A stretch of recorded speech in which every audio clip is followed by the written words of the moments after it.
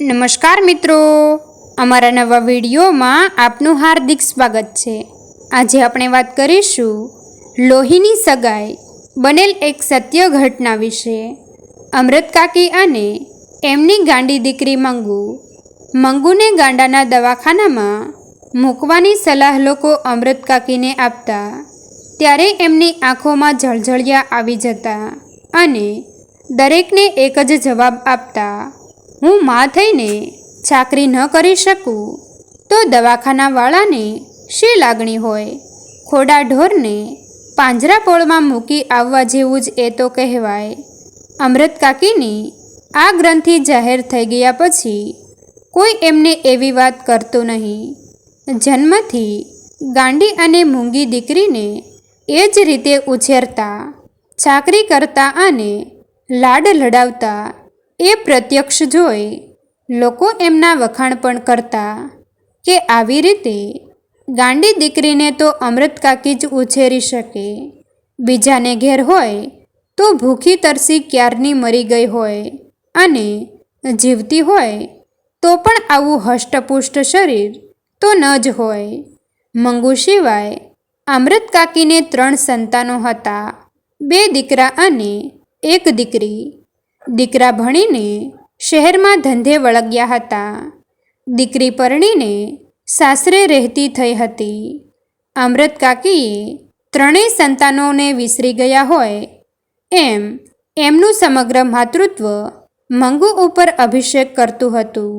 એટલે રજાઓમાં દીકરાઓ અવારનવાર ઘેર આવતા ત્યારે એમનું ઘર બાળ પૌત્ર પૌત્રીઓથી ખિલખિલાટ હસી ઉઠતું। છતાં દાદીમા તરીકે અમૃત કાકી હરખપદુડા થઈ જતા નહીં। ભાગ્યે જ બાળકોને તેડતા, રમાડતા કે લાડ કરતા। માના આ વર્તન વિશે દીકરાઓને કંઈ લાગતું નહીં, પણ વહુઓ સમસમી જતી। બંને વહુઓની પતિ આગળ આ એક જ ફરિયાદ હતી, દીકરાઓના બાળકો એમને દીઠા ગમતા નથી અને ગાંડા હીરાને છાતીએથી અળગો કરાતો નથી। માતૃત્વની લાગણીમાં ખેંચાઈ વહુઓ અમૃત કાકીને અન્યાય કરી બેસતી એટલું જ, બાકી દીકરીના બાળકો પ્રત્યે પણ એમનું વર્તન એવું જ હતું। એ કારણે વહુઓ પતિ આગળ બબડીને જ્યાં રહી જતી ત્યારે દીકરી માને મોંએ જ સંભળાવી દેતી। મંગુને ખોટા લાડ લડાવીને તે જ વધારે ગાંડી કરી મૂકી છે। ટેવ પાડીએ તો ઢોરને ઝાડો પેશાબ ક્યાં કરાય અને ક્યાં ન કરાય તેનું ભાન આવે છે, તો 12 વર્ષની છોડી ગમે તેટલી ગાંડી હોય પણ એને ટેવ પાડી હોય તો શું આટલું ભાન ન આવે? એ મૂંગી છે પણ કંઈ બહેરી નથી કે આપણું કાને ન ધરે। ભૂલ કરે તો 2 લપાટા છોડી દીધા હોય તો બીજી વખત ભાન રાખે। દીકરી આગળ કંઈ બોલે તે પહેલાં અમૃત કાકીની આંખો વરસવા માંડતી। દીકરીનું હૈયું ભરાઈ આવતું, પરંતુ કઠણ કાળજું કરી એ મનનો ડૂમો કાઢી નાખતી। તું જાણે છે કે દીકરીને લાડ કરી સુખી કરું છું, પણ યાદ રાખજે કે તું જ એની સાચી વેરણ છે। તું કંઈ કાયમ બેસી રહેવાની નથી। ભાભીઓને પનારે એ પડશે ત્યારે રોજ એના મળમૂતર ધોવા જેટલી કોઈ આળપાળ નહીં કરે અને એ દુખી થઈ જશે। સહેજ અટકીને ધીમે સાદે એ કહેતી, કહેવત છે એ ખોટી નહીં કે પારકી માં જ કાન વીંધે। દવાખાનામાં મૂકવાથી ડાહી નહીં થવાની હોય તો નહીં થાય, પણ ઝાડો પેશાબ અને કપડાનું ભાન આવશે તોય બસશે। ભાઈઓના ઘરમાં ભગવાને ધાન ઘણું આપ્યું છે, ભાભીઓ ટકે ખાવા ન આપે એવી કજાત પણ નથી। અમૃત કાકી લોકોને દવાખાના અંગે પાંજરાપોળની ઉપમા આપતા ત્યારે લોકો પરાયા તરીકે જે કહી શકતા નહીં તે દીકરી કહી નાખતી। દવાખાનાનું પાંજરાપોળ જેવું હશે અને કદાચ મંગુ મરી ગઈ હોય તો એનો અને કુટુંબનો છુટકારો થશે. મંગુના મોતને અમૃત કાકી પણ છુટકારો માનતા હતા. જો એ કુદરતી રીતે આવે તો, પરંતુ બેદરકારી બતાવી એને જાણી જોઈને મોત ભણી ધકેલવાનો વિચાર એમને અસહ્ય લાગતો હતો. સ્વાર્થનું તો એ સૌ સગું, પણ બિનસ્વાર્થનું સગું થાય એ જ સાસુ સગું. દીકરા કમાતા ધમાતા હોય, દીકરી સાસરે હિંડોળા ખાટે ઝૂલતી હોય ત્યારે હું માં થતી જાઉં એનો કંઈ અર્થ નથી. મંગુની સાચી માં બની રહું ત્યારે જ મારી લોહીની સગાઈ ખરી. એટલે દીકરી કહે કે દીકરાઓ કહે તો પણ મંગુને દવાખાના દ્વારા મોત ભણી ધકેલવા અમૃતકાકી તૈયાર ન હતા. દીકરાઓ માના આ ભાવને સમજી ગયા હતા એટલે એ કોઈ વખત એવી વાત કરતા નહીં. વળી ઉછાટ કરવાનો અર્થ પણ ન હતો, કારણ કે 3 ગોરણા નિષ્ણાત ડાક્ટરોએ એકમત થઈ નિદાન જાહેર કર્યું હતું કે મટે એવું નથી. ફક્ત દીકરાઓના મનમાં એક વસવસો હતો કે કોઈ તાલીમ પામેલી નર્સ કે ડાક્ટરની દેખરેખ નીચે એને રાખી હોય તો ટેવને લીધે કદાચ એને ઝાડો પેશાબને કપડાનું ભાન આવે. પરંતુ એવી સગવડ ઘર આગળ કરી શકાય તેમ હતું નહીં, એટલે એ મૌન રહ્યા હતા. છતાં અમૃતકાકીએ એમની શ્રદ્ધા પ્રમાણના ઉપચાર ચાલુ રાખ્યા હતા. દવા કરનારાઓ વણ નોતરિયા ઘેર આવી પહોંચતા હતા. શિલાજીત વેચનાર કે હિંગ વેચનાર મંગુને ગાંડી જાણતા પોતે દવા જાણે છે તેવો દાવો કરતા.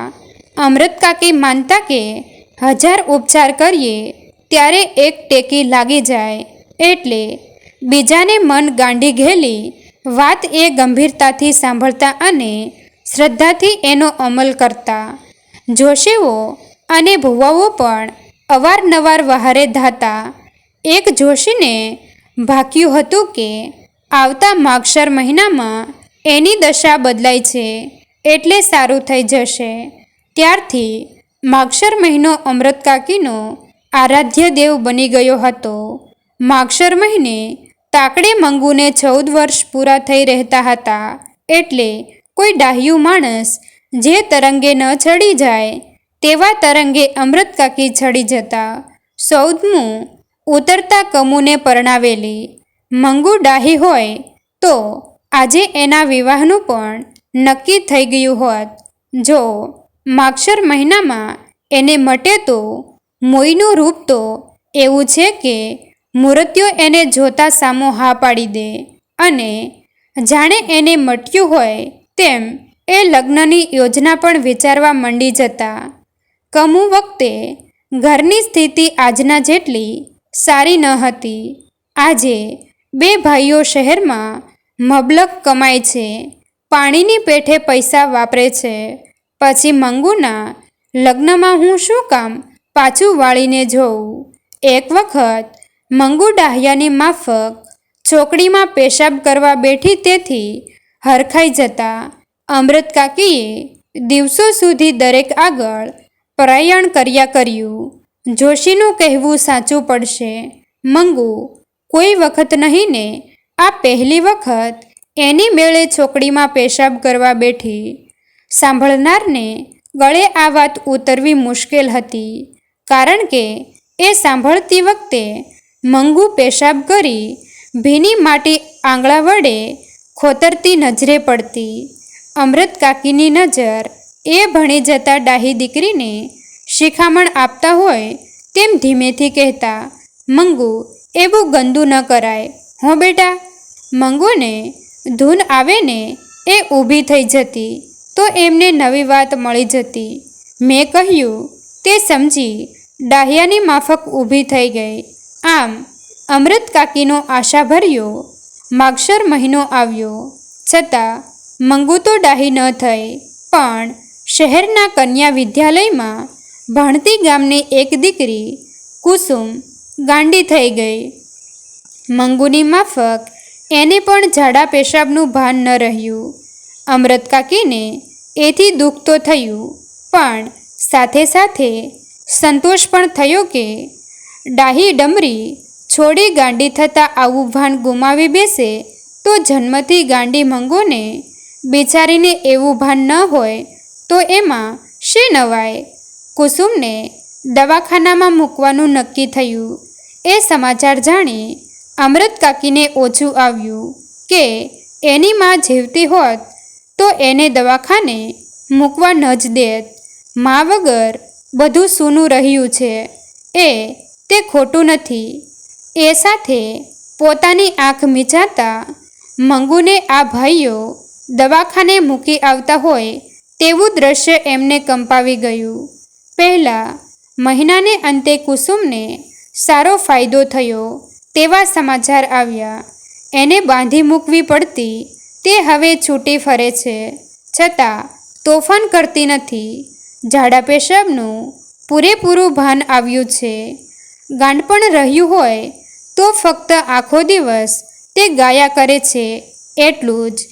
એ પણ બીજા મહિનામાં મટી જશે એવો દાક્તરે અભિપ્રાય આપ્યો હતો.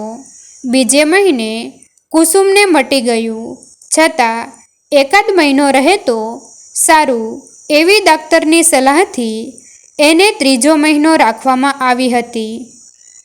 એ ઘરે આવી ત્યારે આખું ગામ એને જોવા ઉમટ્યું હતું. સૌથી મોખરે અમૃત કાકી હતા. કુસુમને પૂરેપૂરી ડાહી થઈ ગયેલી જોઈ અમૃત કાકીને દરેક સલાહ આપવા માંડ્યા.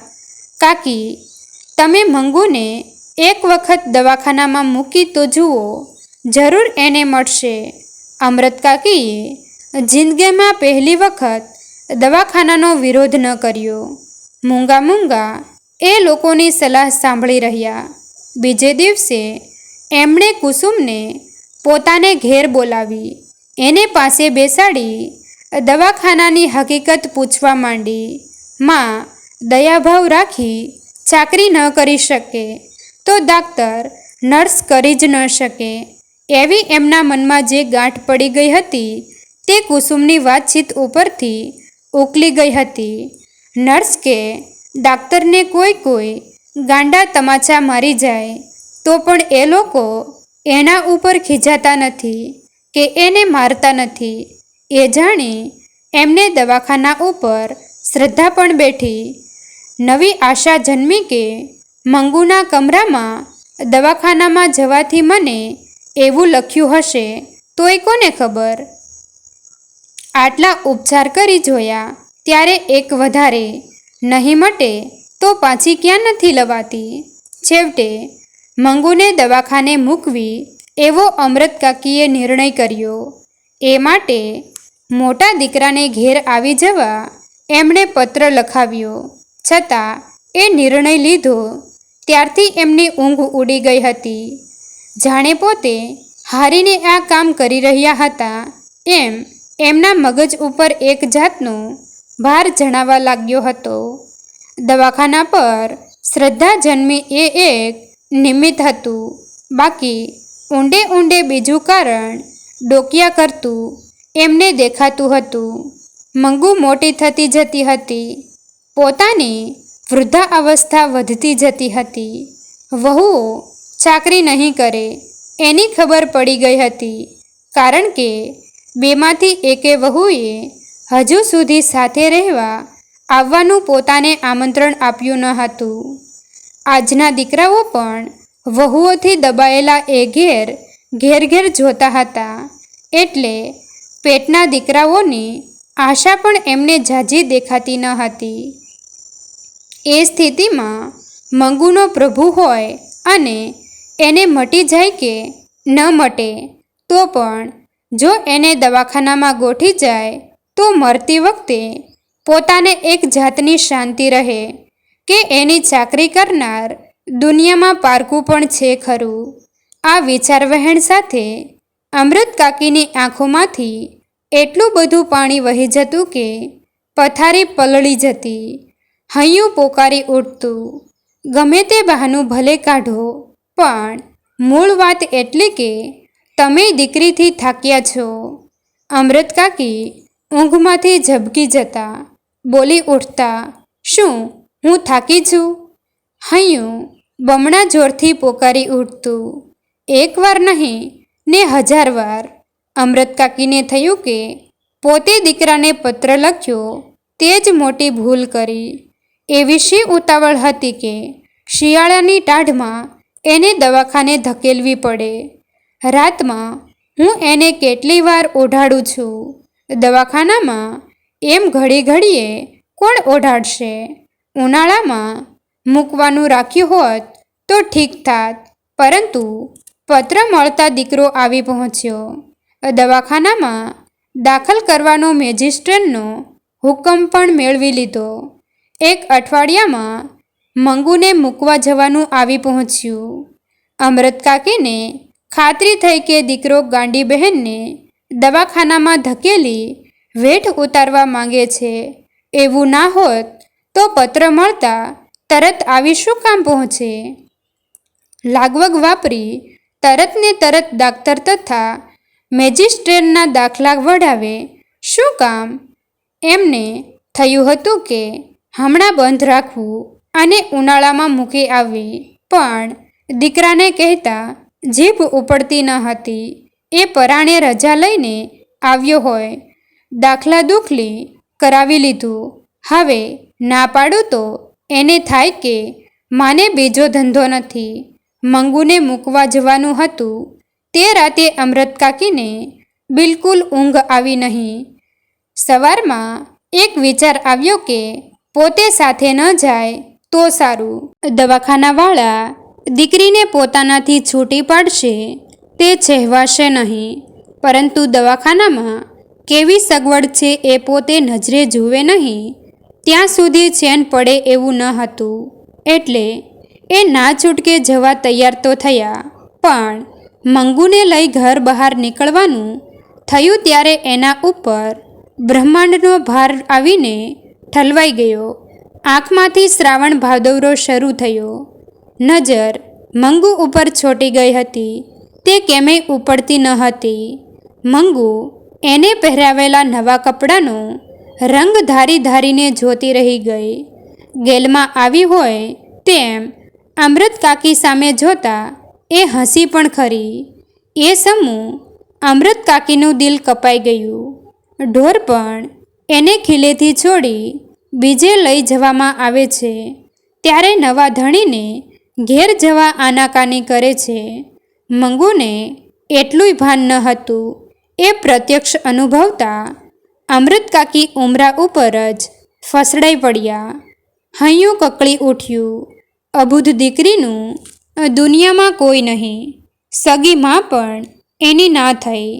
દીકરાનું હૈયું પણ ભરાઈ આવ્યું હતું. મા સામે આંખ માંડવા જેટલી એનામાં સ્વસ્થતા ન હતી. જેટલો વિલંબ થતો હતો તેટલો ગાડી પકડવાનો સમય ટૂંકો થતો હતો. ફળિયા બહાર ડમણીએ જોડેલા બળદ પણ ઉપાડવા તળે ઉપર થઈ રહ્યા હતા. દીકરાએ મા તરફ નજર કર્યા સિવાય લથડિયું ખાઈ પગ ઉપાડતા કહ્યું, મોડું થાય છે, હવે નીકળવું જોઈએ. અને ફળિયા બહાર નીકળતા એણે ધોતિયાના છેડા વડે આંખો લૂછી નાખી. પાડોશી સ્ત્રીએ મંગુનો હાથ ઝાલી આગળ દોરી. બીજી સ્ત્રીઓએ અમૃત કાકીને ટેકો આપ્યો. છેવટે કડવો ઘૂંઘટો હૈયામાં સમાવી ઢીંચણ ઉપર હાથ ટેકાવી એ ઊભા થયા. 2 જણે ઝાલીને ચડાવ્યા ત્યારે એમનાથી ડમણિયામાં ચડાયું. મંગુ ગાડી છે એમ જણાતા ગાડીમાં મુસાફરોને મજાનો ખોરાક મળી ગયો. આવી ખાધે પીધે સુખી છોડીને દવાખાનામાં મૂકશો એટલે મહિના દડામાં લાકડા જેવી થઈ જશે. ત્યાં તો ઢોરની પેઠે ટકે જેમનું તેમનું નિર્યા એટલું બસ. અમારા ગામમાંથી એક ડોસીને એના દીકરા 5 વર્ષથી મૂકી આવ્યા છે, પણ કશો ફેર પડ્યો નથી. ગામનું કોઈ મળવા જાય છે તો રડવા લાગે છે. પગે પડીને કહે છે, મને અહીંથી તેડી જાઓ. પણ આજના દીકરા લાવતા જ નથી. દીકરાઓ શું દિસ્તા રાખવાના? દીકરાઓ તો આમ સારા છે, પણ આજની વહુઓ જાણો છો ને, પહેરી ઓઢીને મહાલવું હોય એટલે વધારાનું માણસ ઘરમાં પોસાતું નથી. આ છોડીને માં નથી. અમૃત કાકીએ આ ઘાસ અસહ્ય થઈ પડ્યો. આંખમાં આંસુ આવી ગયા. કંઠ રૂંધાઈ ગયો. શરમથી ડોકું નીચે નમી ગયું. સાથે સાથે માથું નમાવતા મા તરીકેનો દાવો પણ આપોઆપ વ્યક્ત થઈ ગયો. બાપરે, તમે મા થઈને એને ધકેલી મૂકો છો, પછી દવાખાનાવાળાનો શો દોષ કાઢવો? અમૃત કાકી જો એકલા હોત કે દીકરાને માઠું લાગવાની બીક ન હોત તો વળતી ગાડીમાં મંગુને લઈ એ ઘેર પાછા ફર્યા હોત. પરંતુ બીજો ઉપાય ન હતો, એટલે ભારે પગલે અને ભારે હૈયે એ દવાખાનામાં દાખલ થયા. મુલાકાતનો સમય હતો, એટલે વચલા ખંડમાં દર્દીઓ અને એમના સગા સંબંધી છૂટા છૂટા બેઠા હતા. સ્વજનોએ ઘેરથી આણેલી રસોઈ ઘણા જમતા હતા. કોઈ ફળ ખાતા હતા. એક ગાંડા પતિ સાથે પત્ની ઘરની અને બાળકોની વાત કરતી હતી. એક ગાંડી પત્ની પતિ મળવા આવ્યો તેને બાજી પડી હતી અને બાજુમાં ઊભેલી વોર્ડની પરિચિકાઓ તરફ નજર કરી એ ફરિયાદ કરતી હતી, આ ભૂતડીઓ મને સારા કપડાં પહેરાવા નથી આપતી, સારું ખાવાનું આપતી નથી, માથામાં નાખવા તેલ આપતી નથી. અમૃત કાકી તે વખતે પરિચિકાઓ તરફ જોઈ રહ્યા હતા. પેલી બાઈની જે પરિચિકા હતી તે હસીને બોલી, હવે હું તમને બધું આપીશ. તમારા ધણી સારું સારું ખાવાનું લાવ્યા છે, એકવાર ખાઈ લ્યો. પેલી ગાંડીબાઈ છણકો કરતા બોલી, મેં દાંતણ નથી કર્યું, મેં મોઢું નથી ધોયું. અમૃત કાકીએ જોયું તો એનું મોઢું ધોયેલું હતું, છતાં સહેજ પણ ખીજાયા વગર પરિચિકાએ પાણીનો લોટો લાવી એનું મોં ધોવરાવ્યું. નેપકિન વતી મોં લૂછી નાખ્યું. અમૃત કાકીના હૈયાને ટાઢક વળે કે કામ કરનાર લોકો છે તો માયાળું. ડાક્ટર અને સ્ત્રી વોર્ડની મેટ્રન આવી પહોંચ્યા.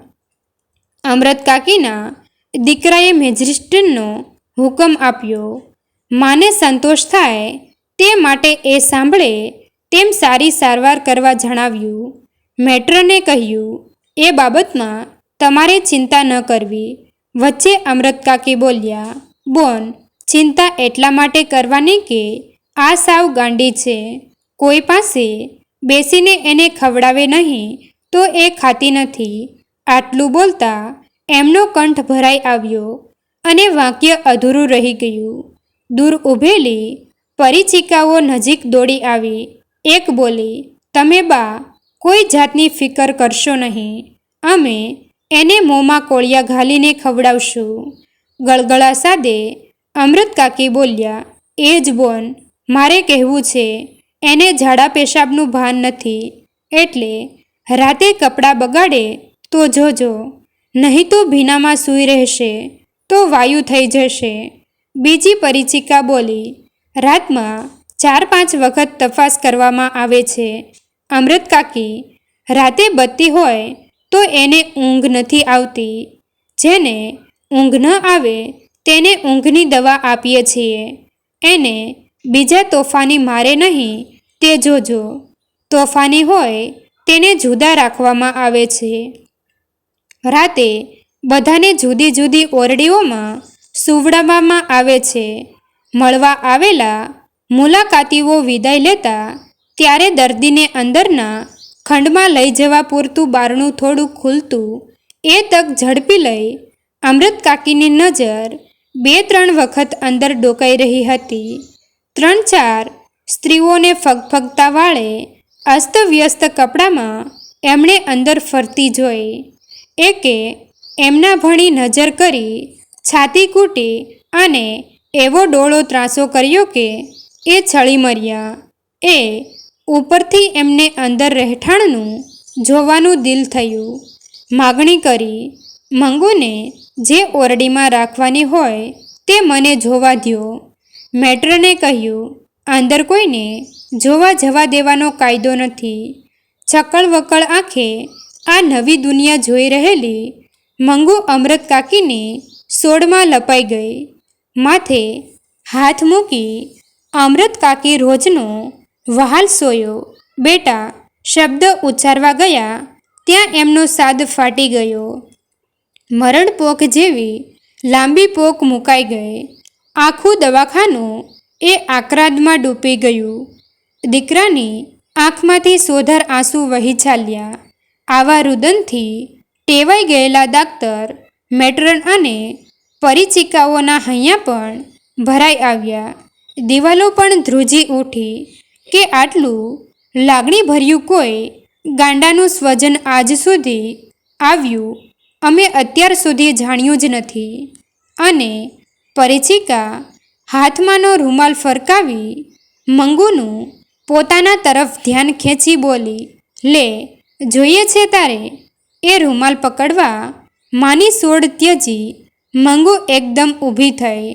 થોડો રૂમાલ પકડવા દીધા પછી તેનો હાથ પંપાળી પરિચિકા મીઠાશભર્યા શબ્દો બોલી, તું મારી પાસે રહીશ ને બહેન? હું તને સારું સારું ખાવાનું આપીશ, નવા નવા કપડાં પહેરાવીશ. મંગુ એના મોં સામે તાકી રહી હતી એટલે એક ક્ષણનો ઉપયોગ કરી લેતા ચાલ આપું કહીને એનો હાથ પકડી આગળ કરી. પેલું બારણું અધખૂલું થઈ ગયું. મંગુને ગળી ગયું.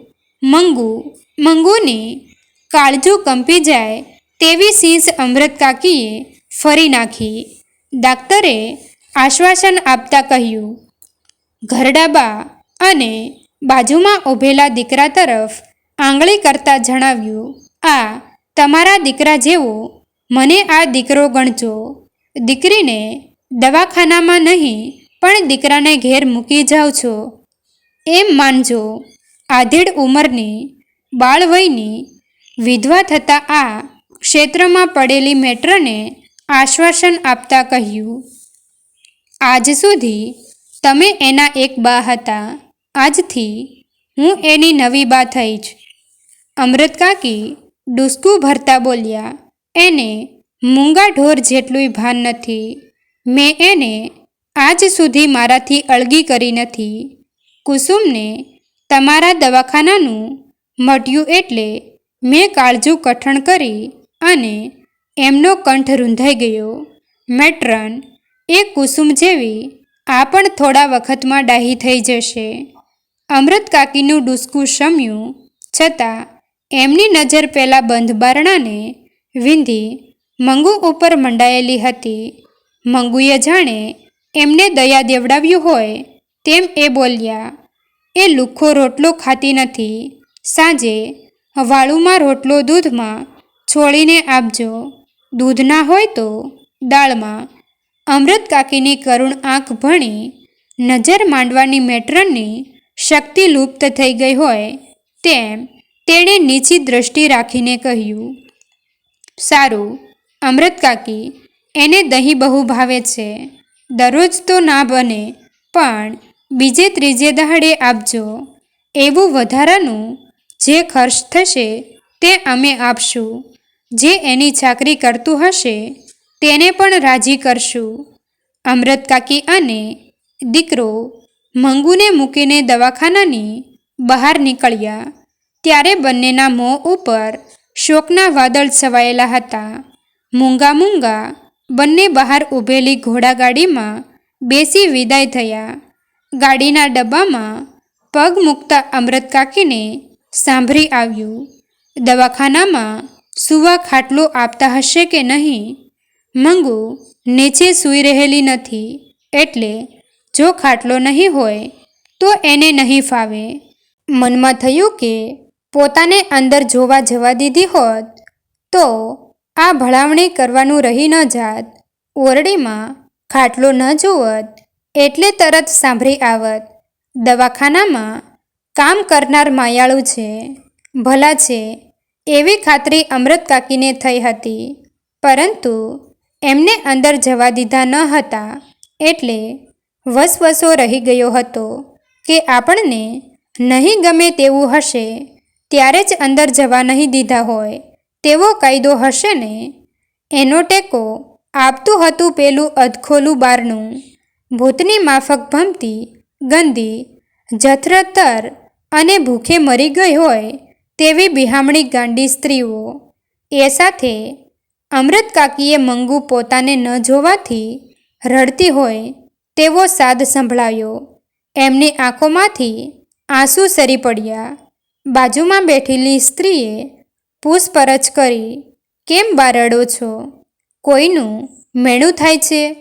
રાત્રે 11:15 વાગ્યે ઘેર આવ્યા ત્યારે એમની વાટ જોતી પડોશણ, જે એમની પિતરાઈ થતી હતી, તે જાગતી હતી. એમને માટે એણે રસોઈ કરી રાખી હતી, પરંતુ બંને જણે વાળું કરવાની ના પાડી. સ્વજનના મરણનો ઘા તાજો હોય ત્યારે જેમ આગ્રહ કરનારની જીભ ન ઉપડે તેમ પાડોશણ ખેંચાતા ન કરી શકી. અમૃત કાકીના અંતરમાં એક જ તંબુરો વાગી રહ્યો હતો. મંગુ અત્યારે શું કરતી હશે? પળે પળે એ જ વિચાર એના હૈયાને વીંધી રહ્યો હતો. કેટલી ઠંડી છે, ઓઢાડ્યું હશે, પેશાબ કરી પલાળ્યું હશે તો એની ઘાઘરી અને પાથરણું બદલ્યા હશે કે? જાણે મંગુ એમનો બોલ સાંભળવાની હોય તેમ એ બબડ્યા, બેટા પેશાબ ન કરતી, ઓઢાડેલું કાઢી ન નાખતી. આ શબ્દો સૂતી વખતે એ કાયમ ઉચ્ચારતા, છતાં મંગુ એનો અમલ કરતી નહીં. રાતે એણે પેશાબ કર્યો હોય તો એની ઘાઘરી અને પથારી એ બદલી નાખતા. મંગુ મોટી થઈ છતાં પોતાની ભેગી એને સુવડાવતા હતા, જેથી એ પેશાબ કરે તો પોતાને તરત ખબર પડે, જાગી જાય અને એને ભીનામાં સૂઈ રહેવું ન પડે. અમૃત કાકીને પોતાને પણ એના વગર પથારી સૂની સૂની લાગતી હતી. મનમાં થયું, મારા ભેગી સૂવા ટેવાઈ ગયેલી એને ઊંઘ આવી હશે. એ સાથે એની આંખો બાવરી બની પોતાને શોધતી હોય તેમ એમને દેખાયું.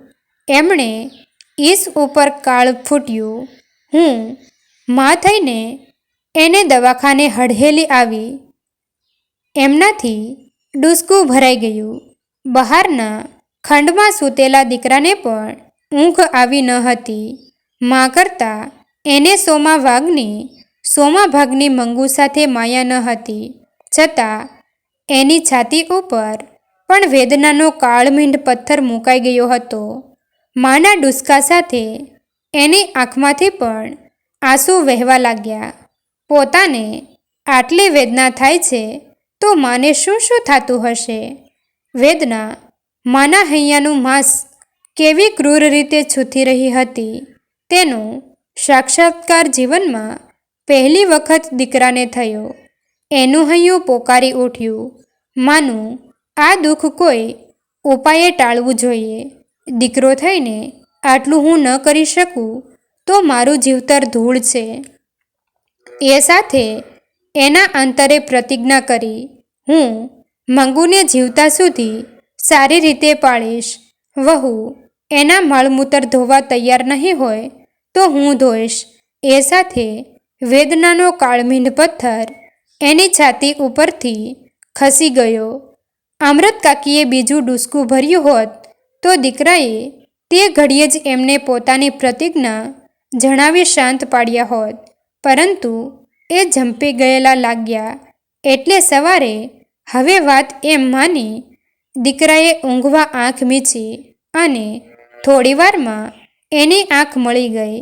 વહેલી પરોઢે ઘંટીનો અને વલોણાનો મધુરો અવાજ ગામમાં ગુંજી રહ્યો હતો. ત્યારે ગામ આખાને વીંધી નાખે તેવી સીંચાસીસ અમૃત કાકીએ કરી મૂકી. ધાજો રે, મારી મંગુને મારી નાખી રે. દીકરો ખાટલામાંથી ઉછળી પડ્યો. પાડોશી દોડી આવ્યા. ઘંટીઓ અને વલોણા થંભી ગયા. જેણે સાંભળ્યું તે ધાઈ આવ્યા અને આવ્યા તેવા હબકી ગયા. અમૃત કાકી મંગુની નાતમાં વટલાઈ ગયા હતા. મિત્રો, તમને જો આ વિડીયો પસંદ આવ્યો હોય તો વિડીયોને લાઈક અને તમારા અન્ય સગા સંબંધી મિત્રો સાથે વિડીયોને શેર કરવાનું ભૂલતા નહીં. અને આવા જ નવા જીવન ઉપયોગી, જીવનમાં કંઈક નવું કરવાની પ્રેરણા મળે તેવા વિડીયો જોવા માટે અમારી ચેનલ સાથે બન્યા રહો. થેન્ક યુ મિત્રો. મળીએ છીએ એક નવા વિડીયો સાથે. આભાર.